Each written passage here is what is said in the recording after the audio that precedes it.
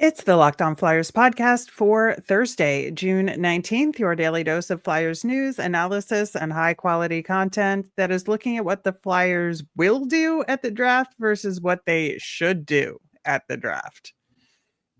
They are different.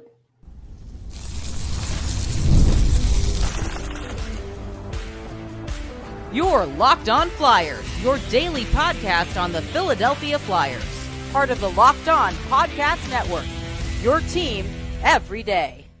Hey there, and thanks for making Locked On Flyers your first listen every day. I am Rachel Donner. I've been podcasting about the Flyers, the NHL, and hockey for a decade, and I'm here with prospect expert and Flyers credentialed reporter for 19 years, Russ Cohen.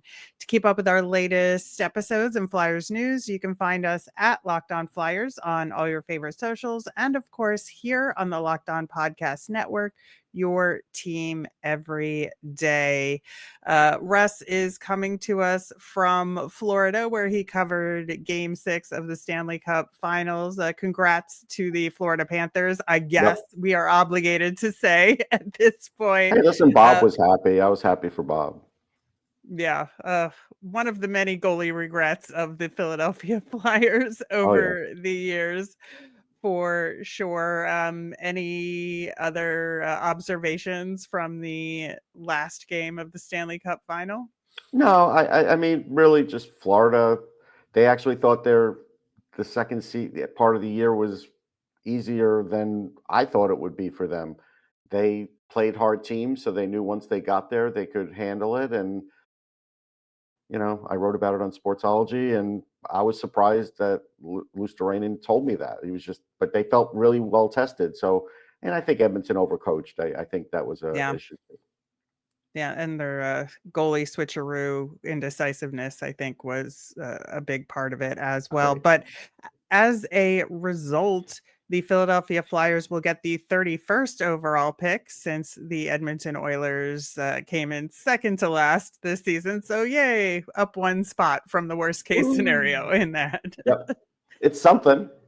It is certainly something for sure. And I think that, especially when you get to those last couple of picks in the first round, like there's really a make or break situation with who is worthy of a first round pick versus who isn't. And that will get into the Flyers strategy here. And of course, we got some clues into that potential strategy at the pre-draft presser that the Flyers had with Danny Briere and Brent Flahr. We talked about that on yesterday's show. And I think one of the points that we didn't delve into quite as much on yesterday's show was the opportunity to potentially make a deal. And, we said that it's going to be difficult for them to do it. And that's what they said, that given the personnel that's out there, the players that are out there for potential trades, and the lack of willingness for teams to move in this draft, for the reasons of there being a lot of centers at the top and just so many other reasons, that they're certainly trying and they've certainly had those conversations. And I don't want to downplay that aspect of it, that they are trying, they've had many conversations, and it's not off the table at this point. No, it just depends. Like, how much would you want to give up? Like, let's say they're trying to trade up with Utah, and they want to get Denoye because they know he's not going to make it to 6, and I'm pretty sure he's not going to make it to 6. Might cost them their first 2 seconds. Is it worth it? No, not in my estimation. Right. And so that's really ultimately the decision that the Flyers have to make here. And so I think Danny Briere and Brent Flahr were trying to do the best job they could in terms of setting those expectations, in terms of some sort of bigger deal to get another pick in the top 10. And you look at who's in the top 10 currently, like none of these teams seem like teams that should move or would move unless they're moving up themselves, right? Yeah, I mean, it's just going to be very hard to move up, and even someone like the Sabres now, they've kind of set themselves up to stay there, and so I don't see an opportunity unless you really overpay. And when you move up in a draft, you're always overpaying, always. Like that's the rule. So I wouldn't do it. Like, hey, if you don't get Denoye and you get Higgins instead, that's fine. I mean, again, some people might say, "Oh, but the size, Russ," and I'm like, "Yeah, you know what? You could have size in other areas. It's not gonna be the end all here."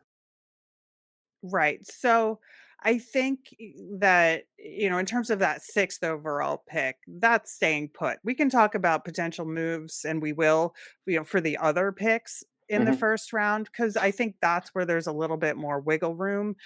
But in terms of the sixth overall, I think it's helpful in terms of knowing what the Flyers will do. What do we know about those top five picks and what those teams above the Flyers might do? It seems pretty clear that the Islanders are going to take Schaefer and that the Sharks are going to likely take Misa at this point. Yeah. Yeah, I think that's pretty set. I think there's no surprises there. So, yeah. So, Misa's off the board. You never had a shot at Schaefer. So I think that's the way the Flyers would look at that. And you know who the rest of the players are. So again, even if they didn't want James Higgins, who I would suggest they take if he's there, if you took Jake O'Brien and you didn't get Denoye, I wouldn't be upset at that. I would say, Well, hey, that's that's in great. terms of what we would do, but we're talking about what the No, Flyers will no, do they and they who's like Jake O'Brien. available. No, no, they like Jake O'Brien. They Yeah. took him out to dinner. I would take Jake O'Brien over Brady Martin. I just would. So they like both of them. I don't know exactly where they stand on Higgins, so that's a little bit of a wild card. And Denoye's the guy they really want, but they're probably not going to get him. Right. So if we're looking at the third and fourth pick here, I've seen, multiple people saying that Frondell will go third to the Blackhawks. I think that's very possible, but I certainly think that he'll either go third, fourth, or fifth at this point. Yeah, So there's really no way around that, in my opinion. no, There's multiple people saying Denoye will go fourth to Utah. I think that's very likely given their yep, circumstances and what they need in their organization. It would certainly make a lot of sense. And so looking at the kind of pool of players that the Flyers will have to choose from, I think it gives us O'Brien, Higgins, potentially McQueen, if you want to include him in this group of players. Martone is the question mark I have, because I feel like his stock is the one that's fallen the most in these last days leading up to the draft. yeah. I don't believe it. I actually think the Blackhawks might take Frondell. Not Frondell. They might take Martone. I think this is just media sort of like surmising, trying to piece together things. I don't believe. I'm sure the Blackhawks like him, and based on how good their meeting was, I'm sure they have heavy interest. So they're going to have a hard decision to make. But I don't. I can't tell you that his stock is dropping because I don't believe it. Yeah, it's just been fascinating to look at mock drafts and see him go down the list much further than I would have expected. Mhm. So, do you think if Martone's available, the Flyers would pick him No, over some of these other guys? no. From what I understand, they have some skating concerns for him, like they do. I don't personally because I know he'll get better. But he always gets to the net. Like he got to the net at the World Championships. He's going to get to the net. He's got a great shot. But I think it might be enough of a concern for them to not take him. Right. And I think Brady Martin to me is another wild card in this situation, because it feels like he's in this group of players that the Flyers would choose from He is. here based on their interest. But it's hard to say given these other circumstances if a Higgins or if an O'Brien are there, are those two more likely than Martin for the Flyers, do you think? I mean, it's really going to come down to if they want the excessive, aggressive player who's going to be very physical, then they're going to take Martin. If they want more offense and skill, then they're going to take Higgins or O'Brien. Like that's just the way it's going to roll. Uh, I think they're going to Yeah, go for the skill more. I just think that that's the way they're going to fall. But I do who too. knows? But who knows?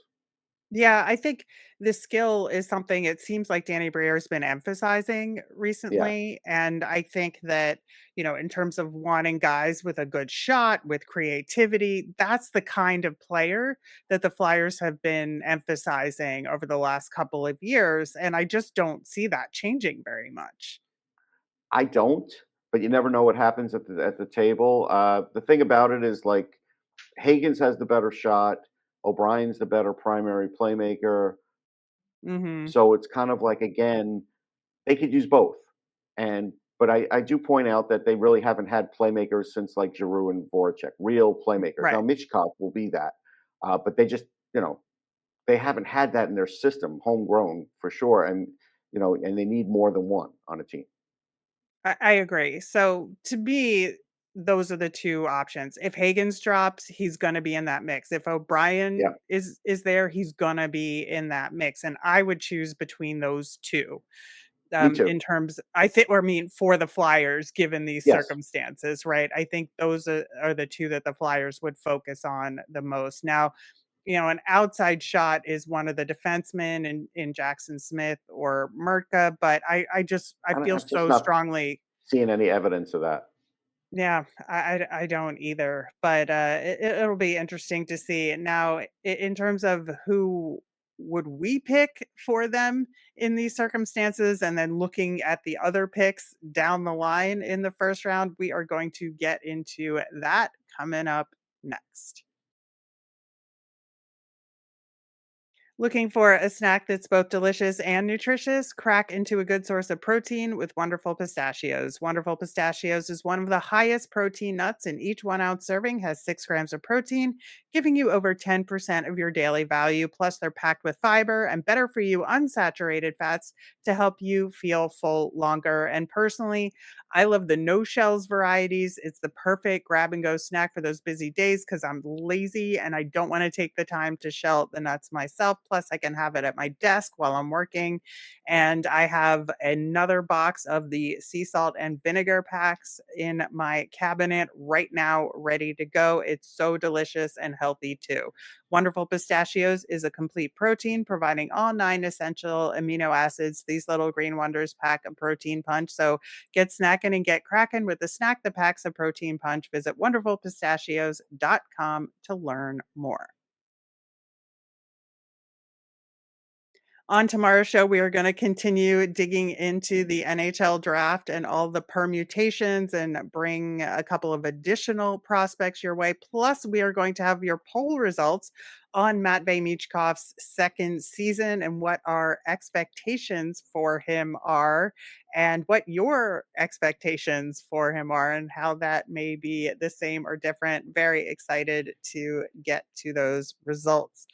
Now, in terms of what should the Flyers do here, I think that given where we think these permutations are for that 6th overall that we just talked about, like, I know you love Higgins. I think I would go with O'Brien in these circumstances. I Okay. just really think that the size, while they say it's not as important to them, I think that is gonna be the extra thing, plus the slightly different skill set, the playmaking skill set there. I think that is gonna tip the scales, and I think that's what I would do. I don't think Higgins is a bad choice, though. That's the thing. Yeah, I mean, They're both are both good good. choices. Yeah, both are good choices. I think Hagen's just more of a complete guy right now. O'Brien might have a higher ceiling Yeah. down the low line, but like Hagen's probably get to the NHL a year faster because of everything Mhm. that he's going Could be. through, the way he's training, and I think that's a factor depending on how they feel about it. Uh, I also think when it comes to O'Brien, you are looking at like a 75, 80 point guy. I think you're looking at like 80 points for either one of them. But again, like if I was at the draft table, I'd be like, okay, like if you're going to tell me James Hagens is small, then I'm going to tell you Mitch Kopp is small and Konechny is small. But these guys don't play small. So that's at some point, and neither does Hagens. So at some point, you have to just erase what their size is. And if you want to balance out your lines, you get somebody bigger. You could get somebody bigger at 22. But you want the most talent. I still think it's James Hagens. I think he still has the most talent of anybody in this draft. So that's me. I felt the same way about Cole Caulfield. I felt the same way about G. Bouillon. And so, that's the way I feel about this. And so, yeah, they'll make a choice. I don't think it's a bad choice either way. And I think fans will be kind of like maybe a little annoyed with Jake O'Brien if they pick him because they just don't think uh, It's not uh, as an there's as much. exciting pick, that's for sure. Right. There's not as much to see today other than his spectacular vision, which is amongst the best, if not the best in the draft, but it's going to take a while. So I think that's, that may put off a few people. Yeah, I certainly understand that. I just think that it feels Luchenko-esque in terms of the excitement of the pick, but I think the skill set is better than Luchenko. I think the ceiling is higher than Yeah. Luchenko, and so that's what appeals to me about him is that it to me it's a backup option for Jet Luchenko No, in it some definitely ways. is. Either way it is, Luchenko has more speed than both of them. So at least the speed aspect is covered. But although Hagen's is very fast, and O'Brien has to get faster, but they both think the game fast. Like either way, it's a good choice.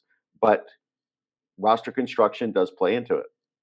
Yeah, of course, of course. Now, looking further down the draft for the next two picks, I think to me, I would like them to make both picks. Now, I'm okay if there's some sort of trade that happens where they move up or down one or two slots, like to make a deal to maybe get an additional pick in next year's draft if they move down to 23 or 24, something like that, or they move from 31 to 32, something like that, Yeah. just to maybe get an asset in next year's draft.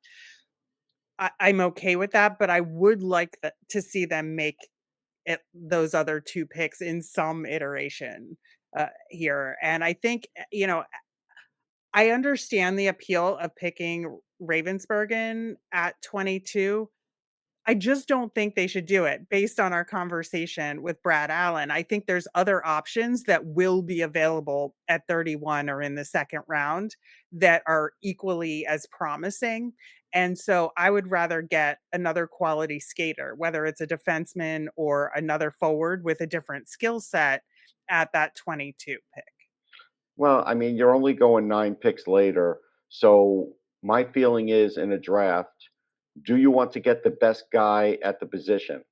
Like when the Flyers got Carson Bjornson, I don't think they got the best guy at the position. I think Jacob Fowler was No. the best guy at the position. So I think if you do that again, you're risking that too. And it doesn't mean Carson won't be good. I think he has a lot of talent.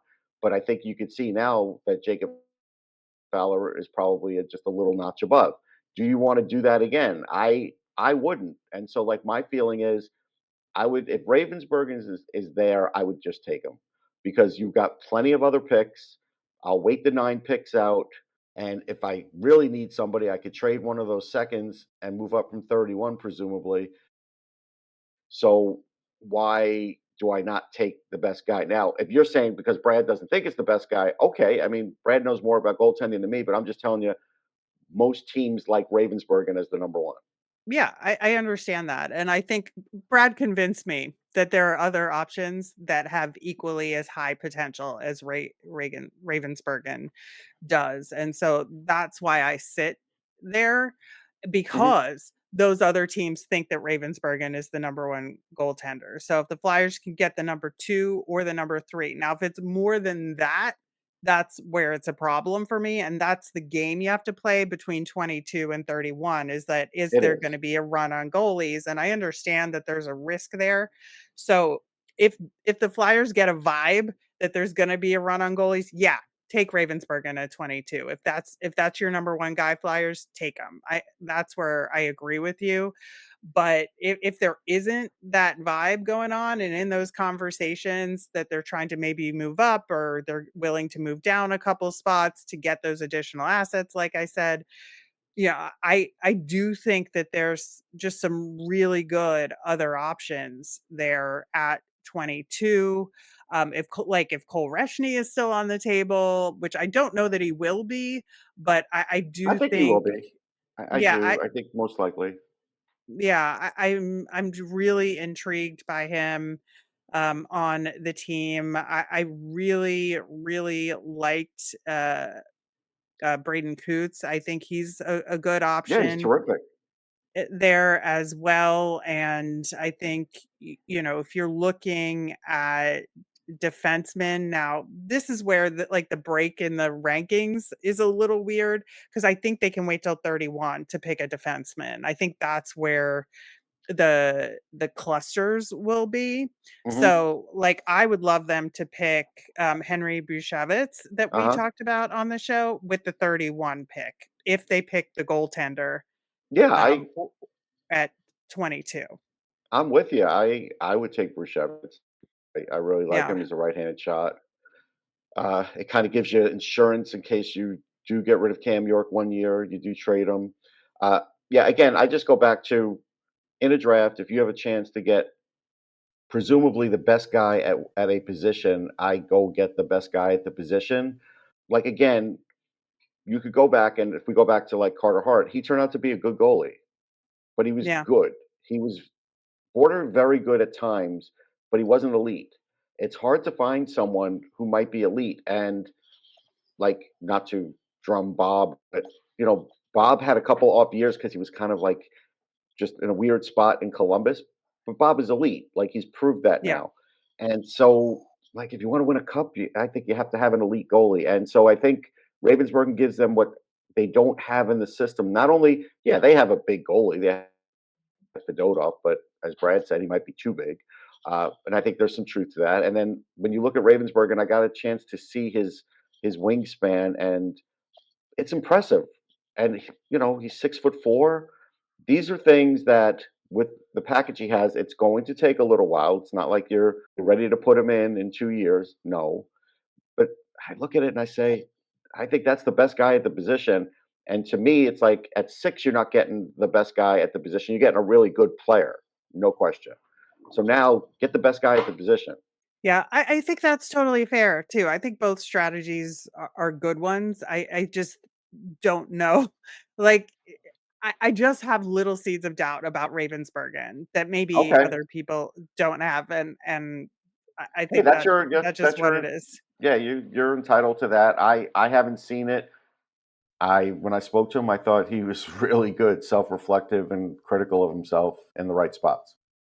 Well, that's very good to hear. Again, I'm okay if they pick him, personally. I just, like, maybe that's not what I would do in those circumstances, so I think that's fair, but we are gonna get into an ideal outcome for those 7 total picks in the 1st and 2nd round, and then talk about some potential surprises or pitfalls the Flyers could run into at the draft coming up next.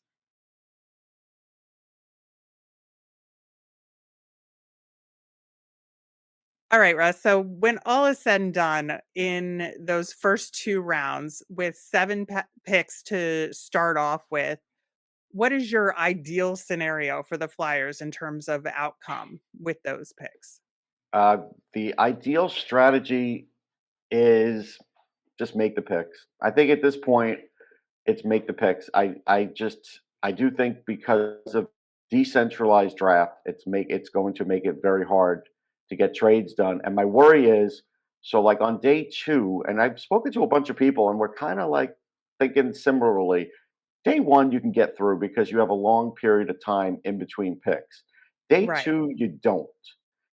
Mhm. Day 2, you got 5 minutes, and if there's some lag, and all of a sudden, like the NHL does some unprecedented stuff, like saying, like, "Hey, there's a technical issue, so this team's going to have 6 minutes on the clock." And let's say the Flyers are just, they know what they want to do, but then they're all of a sudden having a technical issue. Like I'm just thinking, just make these picks. Don't worry about it. I don't think it's a missed opportunity if they make the picks. And I think unless they've had something hammered out ahead of time, I just think it is going to be too hard to get it done in the heat of the way things are. So if he has it done already, great. Then that's great. And I would just do it before the draft.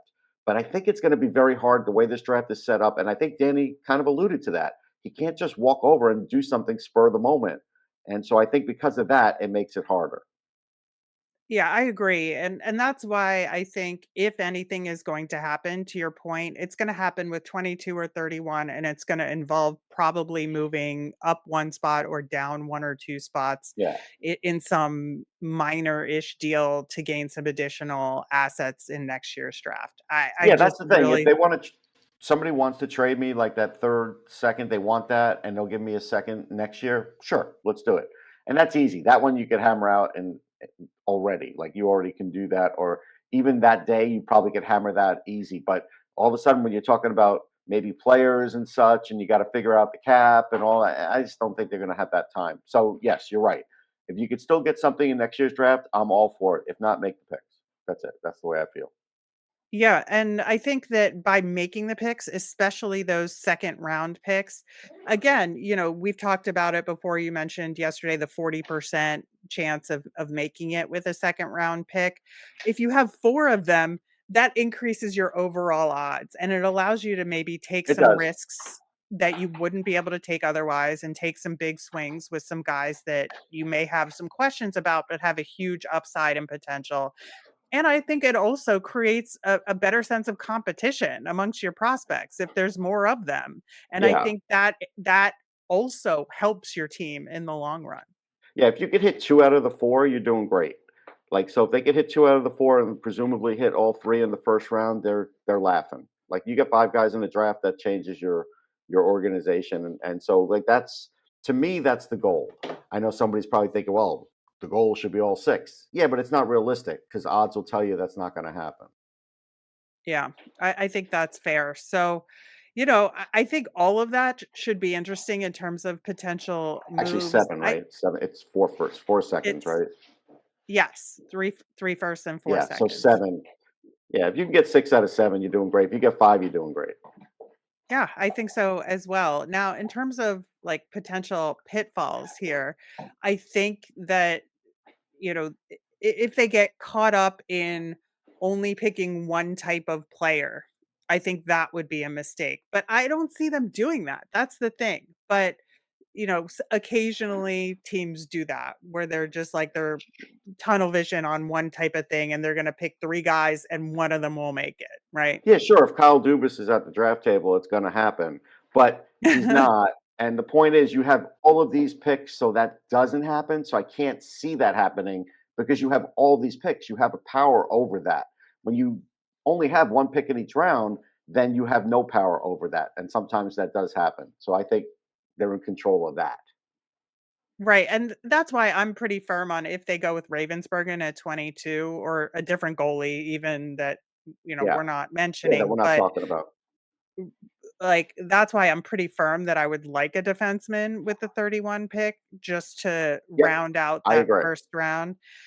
But, if they didn't, okay, because they have several picks at the top of the second round and there's that cluster of defensemen. So, maybe, one of the guys that we're interested in is still available in one of those early second round picks. And there's a cluster. So, there's going to be a decently high chance defenseman available in that area. I think that's when they could start going with specialists in that area. Like, you want your big guy, all right. So maybe with you play chess and you get Carter Amico with one of those picks. That's fine.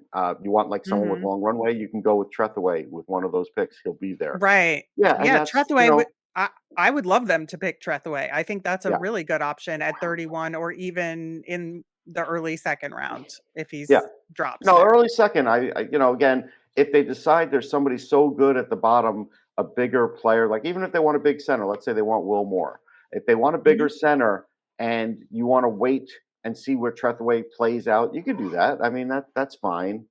Yeah, and I just think it's not a problem if they miss out on him again because there's gonna be other options in that Yeah, window that'll be just as good. And yeah. and just as a high probability of making it to the NHL. So I do think like the Flyers, despite the fact that this draft is getting knocked for being not as good, are in a good position to really build up the prospect pool well. Yeah. We're just saying it's not as good because it's not as talented. But as far as from a depth perspective, you could still build your depth. And that's what they have to do. And so you get the most talent you can when you can with those early picks, and then you build your depth.